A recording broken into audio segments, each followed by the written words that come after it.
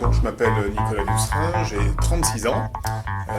Comme j'aime le rappeler, je suis un pur autodidacte et j'ai créé ma première entreprise donc à l'âge de 19 ans, Solic, donc le 4 juin 96. En juin 2008, c'était 10 millions d'euros de chiffre d'affaires. C'était pas loin de 2 200 000 euros de trésorerie, donc de cash disponible au niveau des comptes bancaires.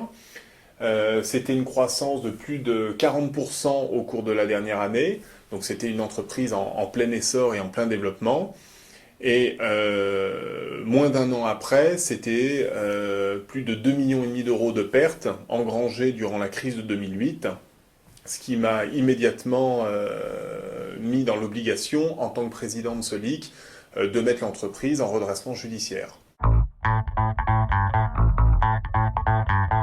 Un jour, j'ai été interviewé par une interview chez BFM.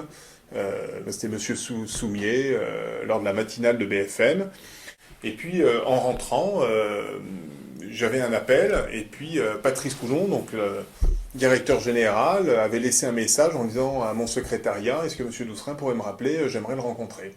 Et puis il m'a dit: voilà, je ne sais pas ce que je vais faire, mais nous, GE Capital, on va aider une entreprise française qui a été confrontée à la crise. Et de là, nous nous sommes revus avec les équipes, j'allais dire techniques de GE, pour ensuite bâtir un contrat d'affacturage pour le compte de Solic.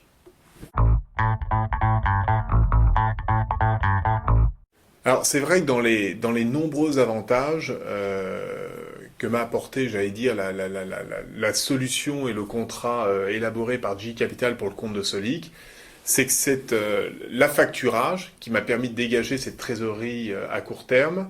En premier lieu, pour le dirigeant que je suis, c'est avant tout une soupape et une garantie pour le dirigeant.